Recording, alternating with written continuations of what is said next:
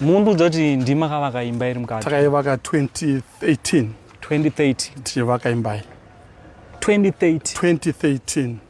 Tanga tapedza kuvaka zvairi. It's a 13 roomed. Iri pa 95% complete. 13 rooms? Yes. Then ine cottage iri kuseri. Ine 6 rooms.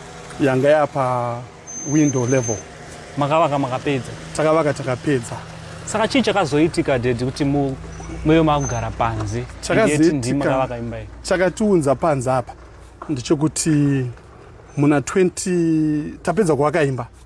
Kuna one bishop Chipunza. Oliver Taruvinga Chipunza. Vakatizvo ground nderavo, it was donated kwavari nemumwe mwana wesangano ravo wavainamata naye. Saka Bishop Oliver Chipunza kubva vaenda kumacourts. Kusvikira 2022 muna February we evicted. Saka mudanga iri ramuri kuona iri. Danga iri renguruve ndo ratiri kugara. Kuparini? Takabva muna February 2022. February 2022. Macyclone dai ese macyclone chakuti ese.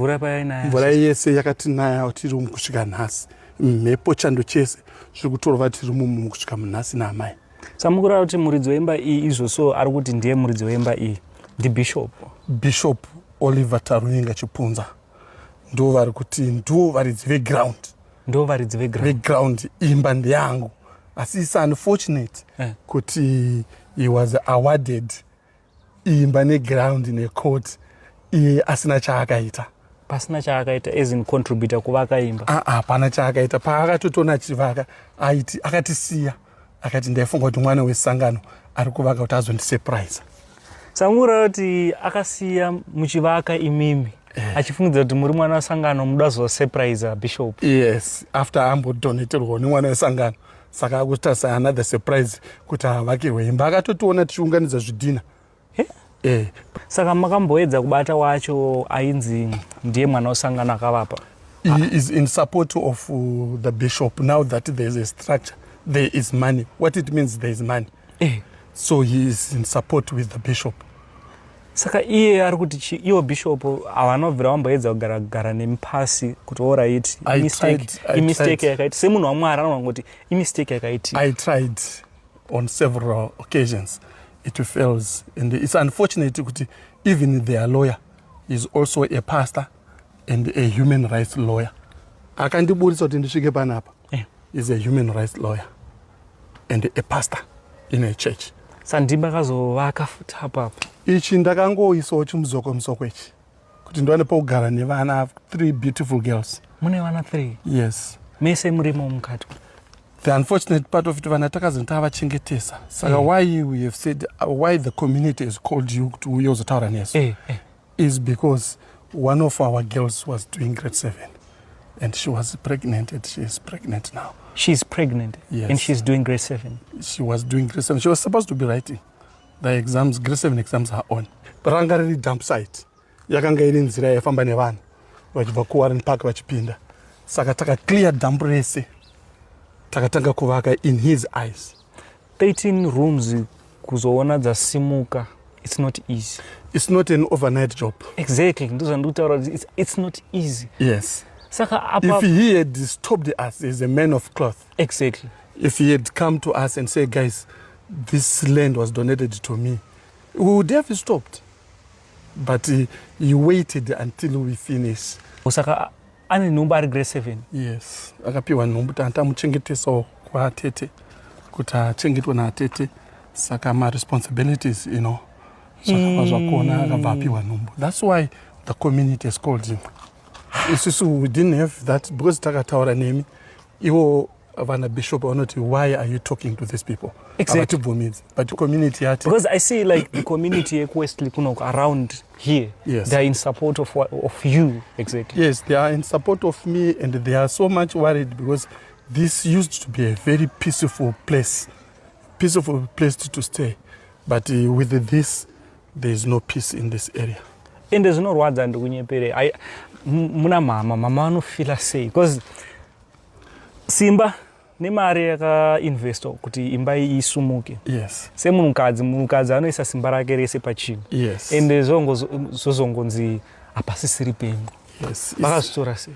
It's very unfortunate kuti at one stage she accepted it. But the unfortunate part of it ndeyekuti these guys vari kutitumira matsotsi. Matsotsi? Yes. Vari kutitumira matsotsi. Hakusi kwekutanga kumashure kwakatombotitumira mumwe mukomana aitwa Marvelous Ahudi akauya achida kutitorera madocuments. Likely he was arrested for personation achizviti ndiri musiya. Saka imi mutori nemadocuments ofuti? I've got everything. I have everything. Handina kutenga pasi pemuti mukoma. Ndakatotenga through the lawyers ainzi Bayer and Associates. Ndakatobhadhara mari yangu ndaitobhadhara through the lawyers. Saka zvinhu zvangu zvizvo zvandakaita apa ndakazviita zviri perfect. Vanhu they want to know kuti pamwe ndakaita zvinhu zviri pasi pemuti. Ndakaita zvinhu zvangu zviri perfect. Through the lawyers. Exactly. I paid through the lawyers. Exactly. I've got all the papers. Exactly. Ndakaenda ku council of verification before I started the building. Ndakaona there was a Mrs. Mandija who was the boss there. Ndakataura naye vakatitaurira what is on the ground. We came here takabhadhara takaita zvinhu zvese takavaka. Okay, so mwana ari grade 7 uyu akabatsirikana here? Like ari kubatsirikana? It's unfortunate kuti moving from point A to point B means money. Exactly. We don't have not even a single cent. What we did ndezvokuti takangomutora takangomuisa pane imwe nzvimbo patakamuti achengetwewo zvake. Exactly. But hakusi kuti pari nani hatina option kuti akwanise kuti auye tigogara naye muchidanga. Saka pa achiri nenhumbu ine mamanzi mangani? Iko zvinezvi it's said to be 4 or 5 months. 4 or 5 months? Yes.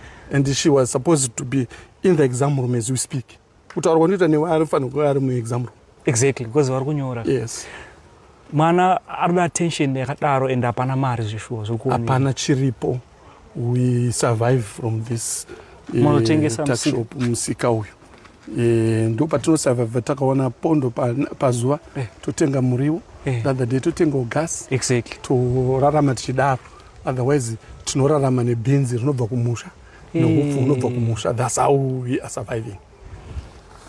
Ndezvipi zvamuri kutarisira because tinoda kutaridza kuti situation yenyu patone masituation maviri apa. In fact are 3 because mutori nevamwe futi vanandi. Yes, vatiri kutotyira kuti 12-13 years they are in the hands of an old gogo. Vari kugara kupi? Kumusha nagogo. Saka gogo there are times vanoshaya control. Exactly. Saiyeyo tinonzwa unzi mukomana aitopinda nepawindo. Taakuita zvokuunzwa. Pakushaya attention. Saka hapana attention, hapana control yevana. Ndezvipi zvamungatarisire kubva kune mhuri yeZimbabwe kune munhu ari kuona video chamungade kubatsirwa nacho imimi panyaya yegirls and even panyaya yemba yenyu iyi because situation iyi iri kutoda attention chaiyo. Nokuti at the end of the day imimi matauriro amuri kuita mabudiro acho nyaya matauriro amuri kuita imimi it was unfair. I think the judge erred because when you look at the judgment, ndichiverengesawo nemamwe ma-advocates nevamwe vanoziva mutemo vanoti he was not supposed to pass an eviction before compensation because he acknowledged that I was what do they call it? Ndakatenga zviri pamutemo uyezve ndakabirwa. He acknowledged that and he acknowledged kuti ndakavaka imba and imba yacho neiri pamabylaws enyika imba yakakwana. All those things he acknowledged it, but at the end of the day akapa eviction zvokuti vakaongororawo vatinga vataurira mazita vakuru vanoti that was wrong and taenda ikoko takaenda takakwana takaenda tine compensation request. Exactly. Tine eviction request, but he throws our compensation. Mafigures edu akanga akabatana emba neground. It was a matter of him subtracting 10 minus 1. Whatever difference, but he refused. Instead, akatiti go and do another court, which has taken us 2 years. 2 years. Because we don't have not even a single cent yokubada kuna lawyer. So, entrance emba ndei. Entrance yemba ndine. You can come and see. So entrance ndei. Entrance murugarano. hamuna munhu. So I thought kuti bishop watora imba yekuti ivo vagare. No, he's just a man who is heartless. And I will say it again, he's a man of God, but he's heartless. And the unfortunate part of it, the elders in the church, I'm not trying to but the elders in the church, they must also understand the situation. Exactly. And thank you for coming, because I want to tell them today. Exactly, because Zimbabwe exactly. One, they throw me out of my hard-earned house. Exactly. Two, I now have a grade 7 pupil pregnanted. The church elders are there and they are not saying anything to their bishop. You know, ndoda kunzwisisa situation yehanzvadzi yangu. Yes. Akakanganisa mwana ari mujerere kana kuti munhu wokuziva kana chii chakaitika? Hakusi kuti munhu wokuziva, hakusi kuti ari mujeri, but all we did, we tried, amai vatried, she was in Mutoko, mukomana is from Mutoko. Vakatenda kwa Mutoko, vakaona vabereki vemukomana. He is also 19 years. 19 years. Yeah, he's a small boy. Saka vakatizve ivo vachauya vogara nesu pasi. Isusu chatiri kuda ndechoti tibatsirwe kuchengeta mwana, because at your age we cannot say mwana enda unororwa. All right. Mwana ane makore mangani? She's 15. She's 15. Yes. So hamuna mamboda kupesiwa kuti munhu asungwe or anything? We are not yet there. Okay. But we are there. Asi kumapurisa takaenda sei kuda? Makaenda. Takaenda kumapurisa, iri kumapurisa. Nyaya iri kumapurisa. Saka mapurisa they still want to see the boy. Alright, saka mese muda kuunzwa panzvimbo. Panzvimbo imwe chete.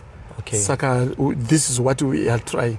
I think muri Zimbabwe muri Zimbabwe inenge isina basa nemukomana, inenge ine basa nemusikana kuti alright zvakaitika zvakaitika. Yes. Mwana musikana ndo watora kuti awane special care. Yes. So ipapo tichaedza nepatokwanisa se the Billiard Mafia by Ethan kuti make sure kuti mwana musikana aita se abatsirika.